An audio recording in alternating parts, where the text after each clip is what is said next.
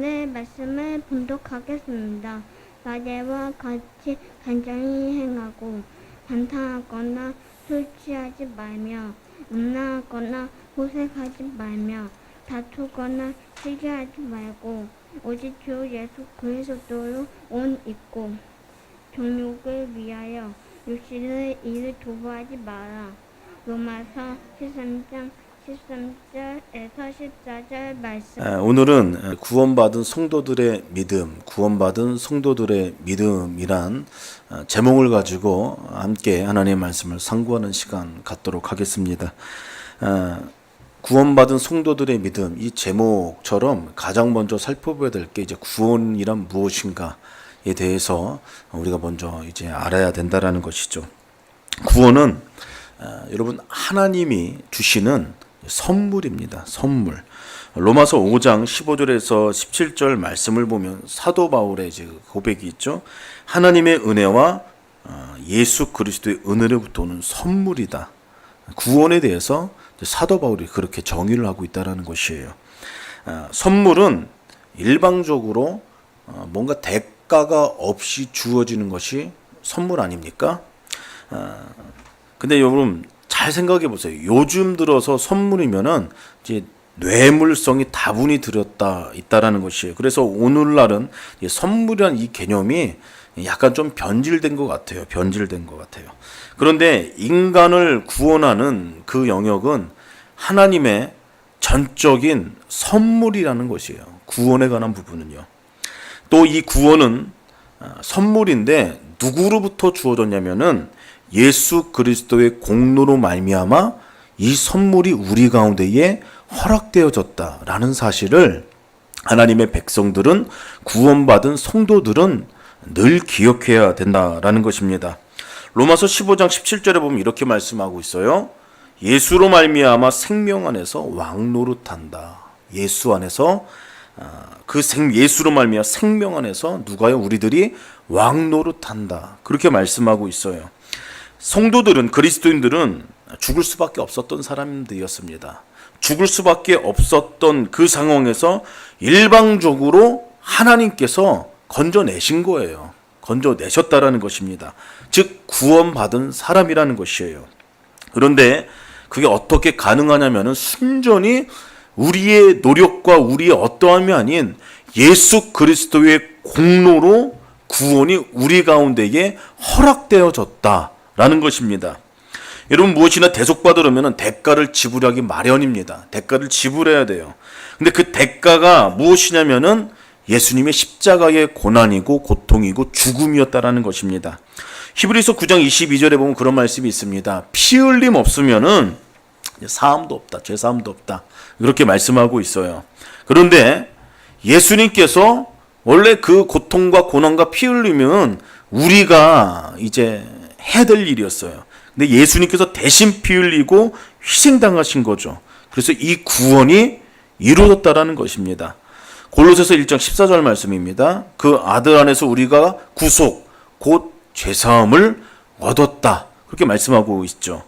그렇게 그리스도인들은 예수 그리스도의 그 구속의 은혜로, 대속의 은혜로 하나님께서 우리에게 선물을 주신, 구원을 선물로 주신, 우리는 그렇게 해서 구원을 얻은 하나님의 백성들이요 자녀들이라는 것이에요. 그래서 구원은 다른 것이 아닙니다. 하나님의 그 은혜로 거듭나는 것이에요. 거듭나는 것. 여러분 인간은 모두 에덴에서 이미 오래전에 다 죽었습니다. 영적으로 완전히 죽은 상태였어요. 그래서 영적으로 거듭나야 다시 살아갈 수 있는 존재라는 것입니다. 요한복음 3장 3절 말씀에 보면 이렇게 말씀하고 있어요. 예수께서 니고데모에게 사람이 거듭나지 아니하면은 하나님 나라를 볼 수가 없다라고 그렇게 예수님께서 이렇게 말씀하셨습니다. 여러분 사람이 거듭나기 전에는 성경에서 뭐라고 우리에 대해서 이야기를 하고 있냐면은 전에는 마귀의 자녀였다. 그렇게 이야기하고 있고요. 불순종의 자녀였다. 그렇게 평가를 하고 있고요. 진노의 자녀였다. 그렇게 이야기를 하고 있다라는 것이에요. 즉 자연인의 상태였다.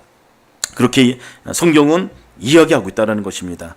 이 상태가 거듭나지 아니한 상태, 즉 자연인이라고 그렇게 말한다라는 것입니다.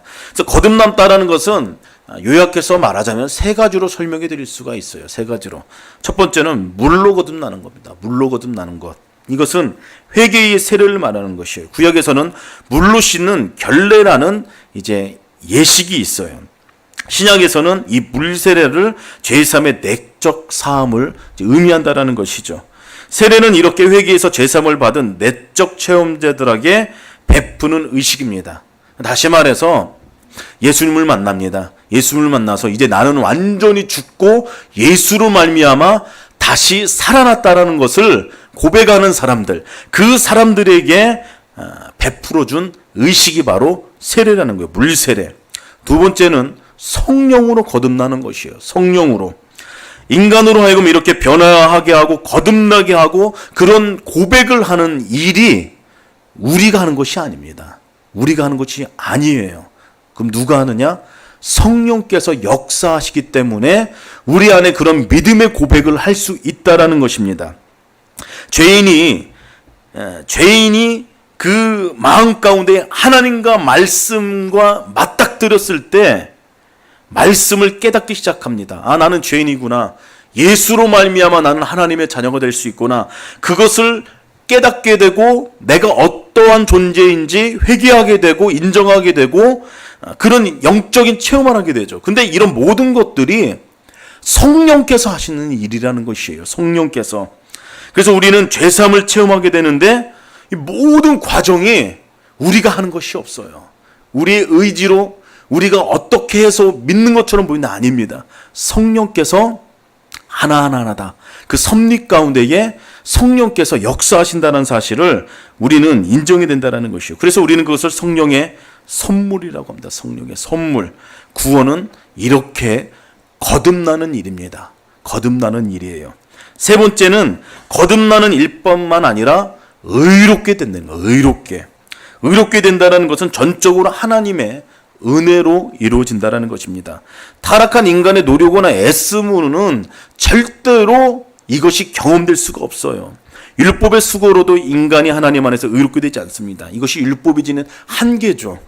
오직 예수 그리스도의 구속의 그 피로 구원받고 우리는 의로워질 수 있다는 것이에요.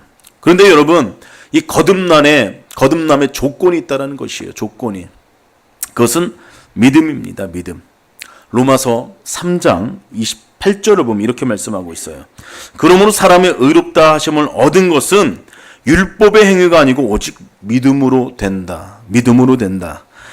그렇게 말씀하고 있습니다. 무슨 믿음입니까? 다른 것이 아닙니다. 예수 그리스도를 믿는 믿음이에요. 예수 그리스도를 믿는 믿음. 예수 그리스도를 하나님의 아들로 믿는 것입니다. 그의 죽음을 대속의 죽음으로 믿는 것이고 그 믿음으로 내가 구원을 선물로 얻은 것이고 그리고 그 예수님 때문에 내가 의롭게 됨을 이룬다라는 것을 내가 믿는다라는 것이에요. 여러분, 베드로가 예수님을 무엇이라고 고백했습니까? 그리고 그 고백하면서 칭찬을 받지 않았습니까? 그리스도는 살아계신 하나님의 아들입니다. 그렇게 고백하지 않았어요? 예수 그리스도를 유일한 구세주로 고백한 그 베드로의 믿음의 고백처럼 우리들도 예수님을 그렇게 고백할 수 있어야 된다는 것이에요. 예수님께서 세상에 오실 때 오직 죄인을 위하여 그 죄인들을 섬기기 위하여 이 땅에 오셨어요. 그리고 십자가에서 죽으실 때 용서와 구원 사역을 이뤘다라는 것을 우리는 인정을 해야 돼요. 그것을 믿어야 된다는 것입니다. 숨을 거두실 때 구원 사역을 완성하여서 예수님께서 다 이루었다라고 그렇게 말씀하지 않으셨어요? 그것을 우리는 기억해야 돼요. 그리고 예수님께서는 우리를 위하여 고난당하시고 죽으시고 그리고 부활하시고 승천하시고 예수님은 반드시 이 땅에 다시 오신다라고 우리 가운데에 약속을 하셨어요. 그 재림 예수로, 심판 예수로, 보상과 결산의 예수로 그 예수님을 우리가 믿어야 된다는 것이죠. 이것이 믿음의 조건입니다. 믿음의 조건이에요. 여러분, 예수님은 어떤 분이라고 생각하십니까? 성경에 나온 그대로 죽으시고 부활하시고 승천하시고 그리고 이 땅에 다시 오실 그 예수님을 말씀 그대로 믿는 것입니다. 이것이 믿음의 조건이에요. 그런데 여러분, 오늘날 그리스도인들에게 있어서 이 예수님에 대한 어떤 그런 성경의 본질적인 내용들이 자꾸만 희석된다라는 것이에요. 희석된다.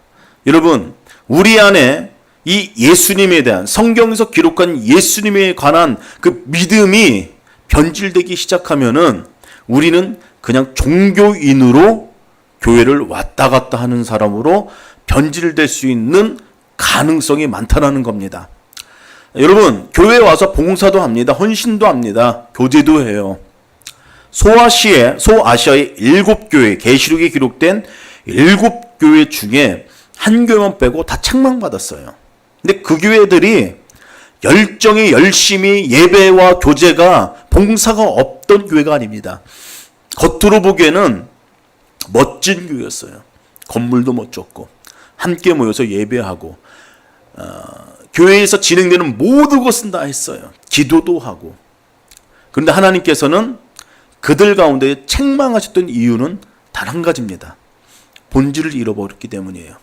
예수 그리스도를 잃어버렸기 때문입니다. 예수 그리스도, 나를 위해서 죽으시고 고난당하시고 부활하시고 승천하시고 다시 오실 그 예수님을 붙잡고 그 예수님을 뜨겁게 사랑하는 마음이 희석되기 시작하면은 죄송합니다. 종교인으로 전락해질 수밖에 없다라는 것이에요. 이런 믿음의 기초와 믿음의 기반이 든든히 서가는 그런 저는 세움교회의 교우 여러분들 한 사람 한 사람이 다 되기를 예수 그리스도의 이름으로 축복합니다. 그럼 구원받은 그리스도의 삶의 내용이 있다라는 것입니다. 그 예수님과 날마다 동행하면서 살아가기 시작할 때에 우리 삶의 내용에 대해서 구속받은 성도들의 삶의 지표에 대해서 오늘 본문 말씀 가운데 그렇게 이야기하고 있다는 것이에요. 낮에와 같이 단정히 행하고 방탕과 술 차지 말며 음란과 호색하지 말며 쟁투와 시기하지 말고 오직 주 예수 그리스도로 옷 입고 종역을 위하여 육신의 일을 도모하지 말아라. 즉 구원받은 하나님의 백성들의 삶이 이루어야 된다는 것입니다. 단정해야 되고 방탕하지 말고 시기와 투쟁하지 말고 육신의 일을 극복하라. 다시 말해서 이걸 한마디로 요약하면은 하나님을 만난 하나님의 백성들은 거룩한 삶을 살아야 된다. 그것이 두 영역입니다. 나 자신한테 적용하는 것이에요. 그리고 다른 사람들의 관계 가운데에 이 거룩함이 드러나야 된다. 요약해서 얘기하면 지금 그것을 이야기하고 있는 것이에요. 근데 여러분, 이런 삶을 당분간 살아가는 것도 굉장히 중요하죠. 근데 성경에서는 하나님께서는 이런 삶을 일평생 유지해야 된다라고 우리 가운데에 그렇게 말씀하고 있다는 것입니다. 그런데 이런 삶을 유지하기 위해서는 몇 가지 내용을 삶의 규칙으로 지켜나갈 필요가 있다는 것입니다. 그리고 이 내용은 구원받은 사람의 삶의 내용이기도 합니다. 단정하고 방탕하지 말고 시기와 쟁투하지 말고 육신의 일을 극복하는 사람들은 어떠한 삶의 내용들이 우리 가운데 경험되어지냐면은 몇 가지로 나누고 오늘 우리의 삶을 점검해보고 기도하는 시간 갖도록 할게요. 하나는 감사의 생활이에요. 감사의 생활. 감사의 생활은 구원받은 사람의 삶의 내용이라는 것입니다. 성도들은, 그리스도인들은 감사를 통해서, 감사하는 삶을 통해서 자신이 나는 하나님의 백성이야 라고 그것을 표현해야 된다는 것이에요. 여러분, 무엇으로 인하여서 감사하십니까? 먼저 속죄의 은총에 대해서 우리는 감사할 줄 아는 인생이 되어야 된다는 것이에요. 바울이 고백했습니다. 나는 괴수 중에 괴수입니다 라고 그렇게 고백하고, 나의 나됨은 주님의 은혜입니다. 오직 예수님의 은혜입니다. 그렇게 바울이 고백했어요. 여러분, 무슨 이야기입니까? 속죄의 그 구속의, 예수님의 그 구속의 은총에 대해서 감동하고 감격해서 지금 감사하는 내용이에요. 그리고 또 한 가지는 하나님의 사랑에 대해서 감사하는 것입니다. 내가 하나님을 알지 못할 때 하나님은 나를 선택하셨어요. 그리고 나를 불러주셨습니다. 그리고 나를 구원해 주셨다는 것이에요. 그래서 감사해야 된다는 내용 안에는 이 두 가지가 있어야 된다는 것이요. 이 두 가지에 대한 감격이 뒤따라야 된다는 겁니다. 물론 하나님께서는 우리의 삶에 어려운 부분들이 있어요. 힘든 부분들이 있어요. 그것을 가지고 나 하나님 앞에 기도할 때마다 하나님께서 역사하셔서 해결해 줄 때가 있습니다. 물론 그것으로 인하여서 감사할 때가 있죠. 그런데 하나님께서는 본질적으로 먼저 하나님의 백성들이 무엇으로 인한 감사를 해야 되냐면은 하나님의 전적인 은혜로 말미암아, 예수님의 은혜로 말미암아 내가 구속받았다. 이 구원의 감동과 감격이, 그로 인한 감사의 고백이 끊겨져서는 안 된다라는 것이에요. 이 고백이 원숙하고 차원 높은 감사라는 것입니다. 이 감사가 끊어지면 안 된다라는 것이에요. 하나님의 백성들의 생명과 같은 것입니다. 150년 전에 영국 에든버러 의과대학 교수였던 제임스 심슨이라는 사람이 있습니다. 이 사람이 개발한 것이 있어요. 마취제 클로로포름이라는 것을 개발했습니다. 참 대단한 발견이죠. 이분께서 이 마취제를 발견하기 전에는 어떻게 수술했을까요? 어떻게 수술했을 것 같아요? 생사를 찍고 그렇게 수술했을 것이에요. 그래서 이 교수는 이 공로로 인하여서 영국의 귀족이 됐어요. 귀족이. 참 위대한 발견하는 사람이죠. 그래서 나는 마취제를 발견한 의사다. 이 한마디만 하면은 세상 사람들이 다 알아주는 그런 위치에 있었던 사람이 되었어요. 이분께서 이 세상을 떠날 때가 됐습니다.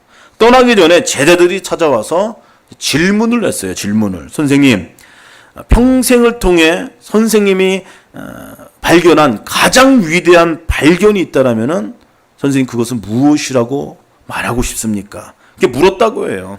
제자들은 마땅히 당연하게 이 선생님께서 내가 발견한 위대한 발견은 마취제를 발견한 것일세, 그렇게 대답할 줄 알았다라는 것이죠. 그런데 그 스승은 뜻밖의 고백을 했다는 것입니다. 제자들한테 이렇게 얘기했어요. 내 생에 있어서 정말로 최고의 발견은 단 한 가지일세. 그 최고의 발견은 예수님일세. 예수님께서 불쌍한 죄인인 나를 위해서 죽으시고 나를 구원하셨다는 사실을 발견하는 일이 내 인생에 있어서 가장 값진 일일세 라고 그렇게 대답했다고 합니다.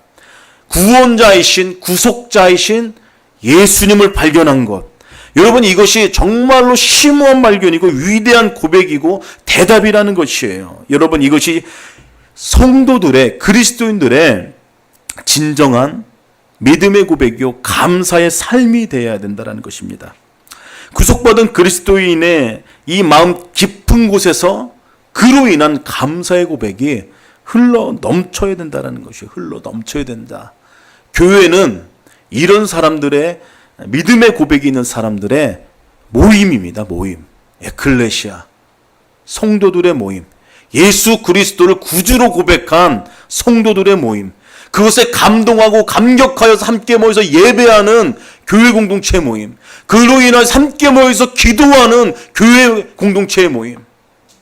서로 함께 구원받은 것에 대해서 감동하며 감격해서 서로 교제를 나누는 공동체. 그것이 교회라는 것이 교회. 근데 그 예수님에 대한 부분이 희석되어지면은 여러분 그거는 그냥 세상적인 모임과 다를 바 없다라는 것이에요. 제가 조금 전에 말씀드렸지, 소아시아의 많은 교회들이 울며 슬퍼했어요. 교회 공동체가 힘이 약해지고 뭔가 부족해 보이고 그것 때문에 울며 기도하기도 했는데 실제적으로 하나님께서 지적하신 것은 그것이 아니었어요. 너희 안에 문제가 뭔 줄 아느냐? 예수 그리스도에 대한 그 열정과 그 사랑과 그 동기와 태도가 변질된 것이 문제다. 교회 공동체가 지금 뭐가 잘 안 되고 뭐가 좀 부족해 보이고 그래서 너희가 좀 울고 그러느냐? 아니다. 그게 중요한 것이 아니다. 예수 그리스도를 향한 마음을 다시 한번 되살펴봐라. 그것이 계시록에 대한 소아시아의 7교에 대한 그런 이제 하나님의 마음이라는 것이에요. 그것이 감사와 생활, 구속의 은총에 대한 감사의 생활로 반드시 이어진다는 것이죠. 두 번째는 찬송의 생활입니다. 구원받은 그리스도인들은 영혼의 노래로 구원의 노래를 이제 부를 수 있다라는 것입니다. 시편에 보면 새 노래를 여호와께 찬양하라, 하나님을 찬양하라는 말씀이 있어요. 여러분, 새 노래는 무슨 얘기냐면은 새롭게 된 예수 그리스도로 말미암아 구원받은 새롭게 된 새 삶을 얻은 그런 하나님의 백성들만이 할 수 있는 노래입니다. 그러니까 구원받은 하나님의 백성들만이 할 수 있는 노래라는 것이에요. 성령의 감동을 받아 부를 수 있는 찬양, 온 마음과 몸과 마음을 쏟아 우리의 입술로 노래하고 우리의 삶으로 노래하고 구원을 노래하는 일들, 기쁨으로 하나님을 찬송하는 일들, 하나님의 행하신 일들로 말미암아 우리 입술로 하나님을 높여드리는 일들, 여러분 그것을 하나님께서 원한다라는 것입니다. 이사야서 43장 21절에 보면 이렇게 말씀하고 있죠. 이 백성은 내가 나를 위하여 지하는 나의 찬송을 부르게 하려 하십니다. 하나님께서 사람을 창조한 목적이 있어요. 찬송을 받기 위해서, 사람들로 하여금 찬송을 받기 위해서 내가 인간을 창조했다. 하나님께서 그렇게 말씀하고 있습니다. 에베소 1장 6절에 보면 또 그의 은혜의 영광을 찬미하게 하려니라 그렇게 말씀하고 있어요. 구속받은 그리스도인들에게는 삶 가운데, 입술 가운데 찬송이 끊이지 않아야 된다는 것입니다. 저는 기도하는 것이 있어요. 기도하는 것이 하나님 제 입술 가운데에 감사가 끊이지 않게 하여 주시옵소서, 찬송이 끊이지 않는 인생 되게 하여 주시옵소서. 그 재산 가운데 힘듦이 있을 때마다 제가 묵상하는 말씀이 있습니다. 바울과 실라에 관한 사도행전에 나오는 그 말씀을 묵상해요. 바울과 실라가 여러분 잘 아시겠지만 여러분 애매히 복음을 전하다가 고난을 당하지 않습니까? 그러다가 이제 감옥에 가죠. 그때 했던 일이 있어요. 그냥 기도하고 찬송하는 일이었어요. 제가 메시지 때도 말씀드렸지만 하나님 저희 살려주십시오, 저희 억울합니다, 그런 기도하지 않았어요. 찬송을 했어요. 기도를 했어요. 어떤 찬송을 하냐면은 하나님은 여전히 우리의 구원자가 되신 분이십니다. 하나님은 여전히 예수 그리스도를 통해서 우리에게 놀라운 일을 행하실 분이십니다. 원어로 보면은 바울과 실라가 했던 찬송은 그러한 찬송이라는 것입니다. 그러한 기도를 했다라는 것이에요. 그 하나님께 나는 여전히 내 상황에 묶여있고 그래도 나는 여전히 주님의 일을 해 나갈 것을 주님 제가 믿음으로 고백합니다. 이것이 바울과 실라가 했던 믿음의 고백이요 찬송이었다라는 것이에요. 저는 제 입술 가운데에 또 저와 함께하는 모든 이들 가운데에 이 찬송의 고백이 끊이지 않기로 한다라고 저는 날마다 그렇게 소망하고 기도하고 있어요. 특별히 어려운 일을 겪을 때마다 믿음으로 그렇게 고백한다라는 것이죠. 여러분 잘 알듯이 바울과 실라가 그렇게 고백했을 때 그런 초심이, 그런 마음의 중심이 예수님을 향한 마음이 흔들리지 않았을 때 어떤 일이 일어납니까? 지진이 일어나지 않습니까? 하나님의 임재가 경험되었다라는 것이에요. 작고가 풀리고 문이 열리고 우리 인생도 마찬가지라는 것입니다. 본질이 흐트러지지 않을 때 우리 삶 가운데 부어지는 놀라운 삶에 막힌 것들이 풀어지게 되는 것은 덤으로 오게 되는 하나님의 역사하심이라는 사실을 기억하시길 바랍니다. 그래서 이 찬송의 생활이 끊이지 않는 우리 세움교회 여러분들이 다 되기를 예수 그리스도는 축복합니다. 세 번째는 기쁨의 생활이에요. 기쁨의 생활. 구원받은 그리스도인 삶은 감격적인 삶이고 기쁨의 삶입니다. 사도 바울은 육신에 있는 사람은 하나님을 기쁘시게 할 수 없다라고 로마서 8장 8절 말씀 가운데 이야기하고 있어 말씀했어요.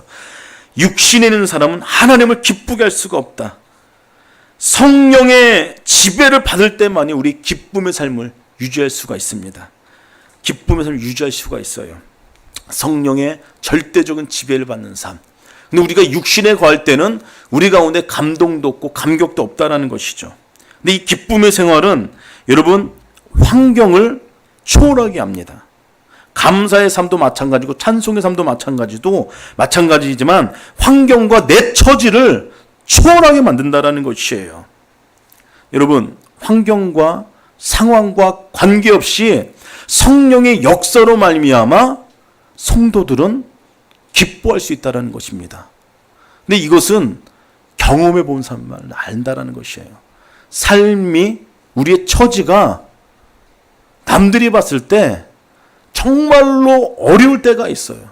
근데 그럼에도 불구하고 성령께서 우리 가운데에 운행하시고 역사하신다라면은 우리의 환경과 처지에 관계없이 예수 그리스도의 은혜로 말미암아 감동하며 감격할 수 있는 자리에 우리가 그 자리 가운데 들어갈 수 있다라는 것입니다. 허든슨 테일러라는 선교사님이 있습니다. 20세기에 중국 선교를 했던 이제 선교사였습니다. 그분이 이런 이야기를 했어요. 어떤 사람한테 이제 그런 이야기를 했다고 합니다. 당신이 예수를 믿고 구원받은 것이 사실이라고 합시다. 당신이 예수를 믿고 정말 죄를 용서받고 영생을 얻었다라는 것이 틀림없는 사실이라고 합시다. 근데 그렇다면은 당신의 부모는 물론이고 당신의 처자와 형제는 말할 것도 없고 주변 사람들이 한 가지를 인정하고 보게 될 것입니다. 그것은 다른 것이 아닌 예수로 말미암은 감동으로 말미암은 그 감격으로 말미암은 그 기쁨을 당신이 스스로 누리게 될 거고 그 기쁨은 전염성이 있어서 다른 사람들이 그것을 보게 되고 인정하게 될 겁니다. 만약에 그것이 여러분 삶 가운데 드러난다면은 당신의 삶 가운데 드러난다면은 당신은 구원받은 것이 확실합니다. 허든슨 테일러라는 선교사님이 그렇게 이야기하겠다라고 해요.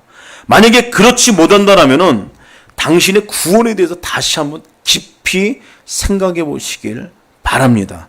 그렇게 이야기했다라고 합니다. 여러분, 내가 구원받은 것이 사실이라면은 내 삶에 이 예수님으로 말미암은 구원의 기쁨과 감격이 날마다 흘러 넘쳐야 된다라는 것이에요. 근데 그것이 다른 사람들이 안다라는 것입니다. 다른 사람들이 그것을 인정해야 된다라는 것이에요. 근데 만약에 이런 기쁨과 이런 감동과 이런 감격이 내 삶 가운데에 있는가? 여러분, 저는 여러분들이 이런 감동으로, 감격으로, 기쁨으로 나의 환경과 처지와 관계없이 예수 그리스도 그분으로 말미암은 기쁨과 그 감동이 날마다 경험되어지기를 예수 그리스도의 이름으로 축복합니다. 감사와 찬송과 이 기쁨은 날마다 함께 갑니다. 그리고 우리의 처지와 환경을 뛰어넘어선 영적인 반응이라는 것이에요. 여러분, 환경과 처지가 좀 안 좋으면 우리가 하는 것이 있어요. 염려를 하게 되죠. 성경에서는 이 염려를 무엇과 동급으로 이야기하냐면은 우상과 동급으로 봅니다. 여러분, 하나님을 섬기지 않고 우상을 섬깁니다. 하나님이 굉장히 싫어하시거든요. 왜 싫어하시냐면은 우리의 마음이 나눠지기 때문이에요. 하나님의 백성들의 마음이 하나님께 고정되기를 그분께서는 원하십니다. 그런데 우상을 섬기면은 우리의 마음이 갈라진다는 것이에요. 흐트러져요. 그런데 우리의 마음이 나눠질 때가 또 하나가 있는데 언제 나눠지냐면은 염려할 때 나눠집니다. 염려할 때. 우리의 마음이 염려 때문에 하나님께 집중할 수 없게 돼요. 그래서 성경에서는 염려와 우상을 동급으로 여긴다라는 것이에요. 하나님께서는 가장 싫어하는 것이 우상 아닙니까? 우상? 그 이야기는 우상과 염려가 동급이라면은 하나님은 우상뿐만 아니라 염려하는 것도 하나님께서는 원하지 않는다라는 것이에요. 왜요? 그것은 하나님이 아닌 다른 것에 집중하게 만들고 결국은 하나님과의 관계가 끊어지게 만들어 버리는 자리에까지 하나님의 백성들 들어가게 하기 때문이라는 것입니다. 사랑하는 성도 여러분, 모든 환경과 상황을 뛰어넘어선 감사와 찬송과 기쁨으로 삶을 살아나가는 여러분들의 모습이 되기를 주님의 이름으로 축복합니다. 마지막으로 네 번째는 봉사생활입니다. 봉사생활. 봉사는 사랑의 구체적인 표현 아닙니까? 우리의 손과 발로 할 수 있는 구체적인 표현이에요.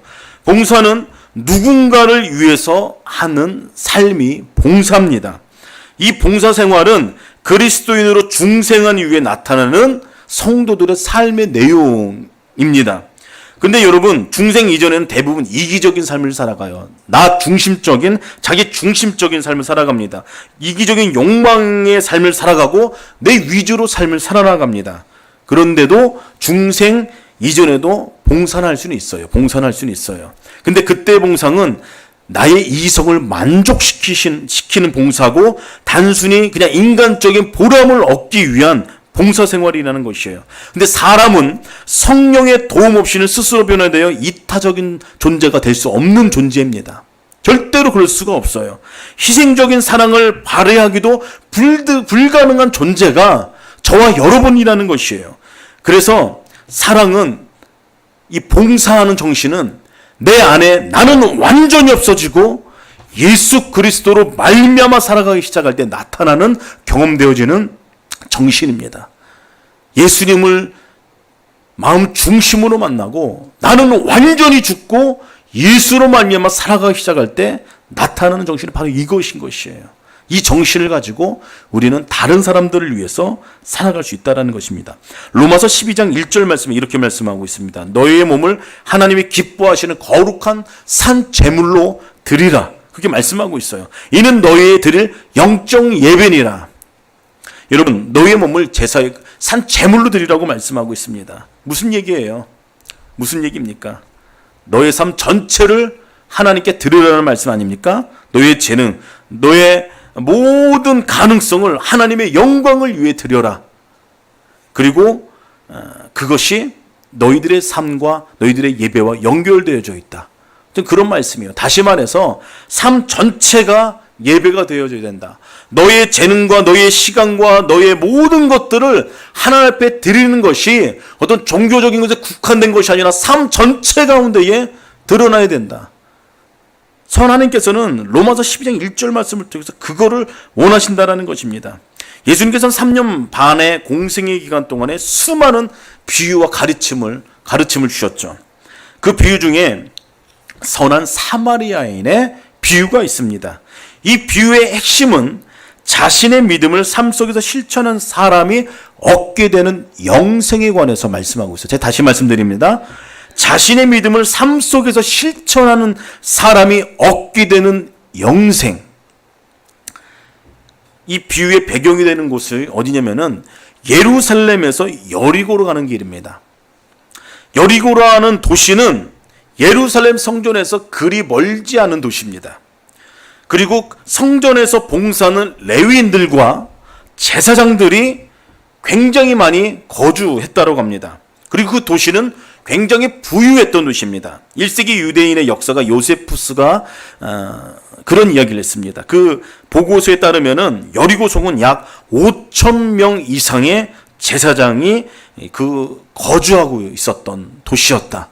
그리고 부유한 도시였다. 그렇게 기록하고 있습니다.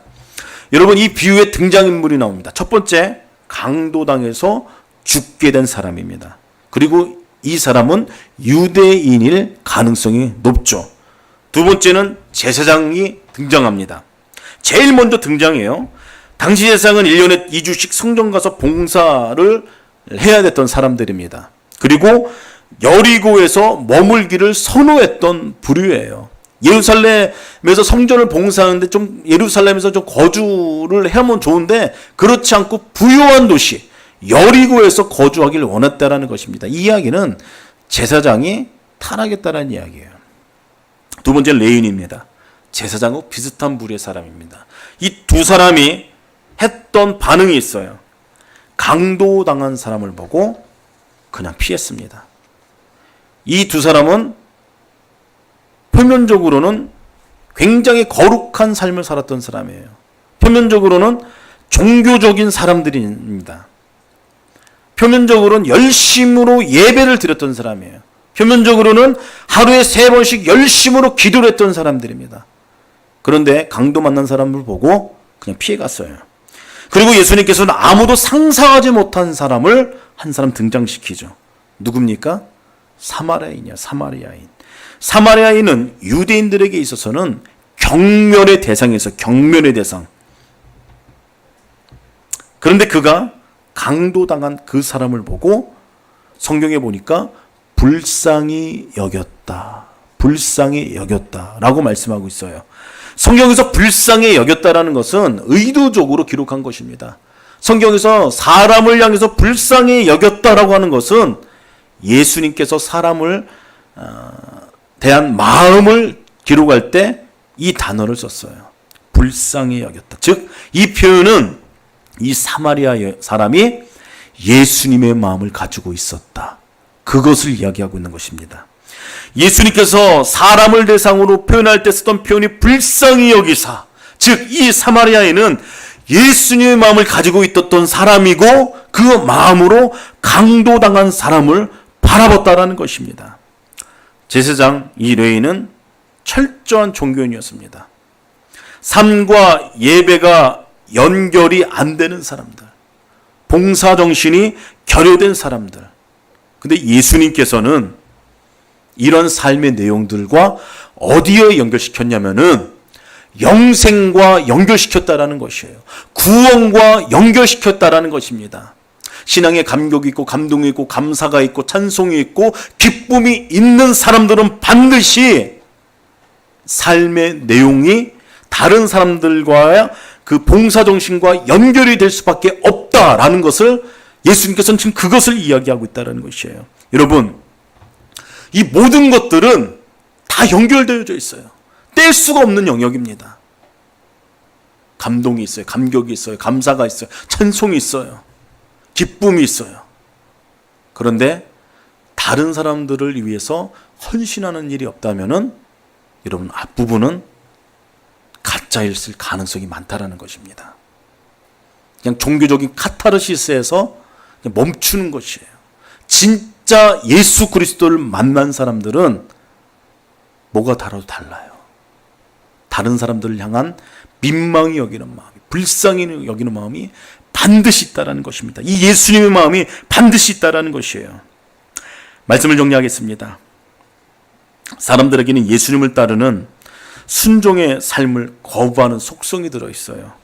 왜냐하면 내 안에 있는 죄성 때문입니다. 자연인인 내가 내 안에 예수 안에 우리가 예수님이 깊이 들어와 우리가 거듭나고 예수님의 사랑을 뜨겁게 체험하고 성령의 강권적인 역사가 있을 때 우리는 이 불순종하는 삶을 뛰어넘어서 순종할 수 있는 영적인 자질을 부여받게 되고 하나님의 은혜로 말미암아 우리는 주 안에서 순종의 사람이 될 수 있다라는 것입니다. 저는 여러분들이 이 모든 영역에 있어서 하나님의 은혜로 말미암아 성령의 역사로 말미암아 그 은혜들을 누리며 순복하며 순종의 사람이 되기를 주님의 이름으로 부탁드립니다. 그리스도는 구원받은 사람이에요. 그 사실들을 우리가 깊이 인식할 때 진정한 영적인 고백이 흘러 넘치는 거고 진정한 헌신이 일어날 수 있게 된다는 것입니다. 우리 삶에서 흘러나오는 예수 그리스도로 말미암은 진정한 고백과 삶의 신천으로 하나님께 영광을 올려드리며 나가는 우리 세움교회 한 사람 한 사람, 우리 한 가정 한 가정이 되기를 주님의 이름으로 축복합니다.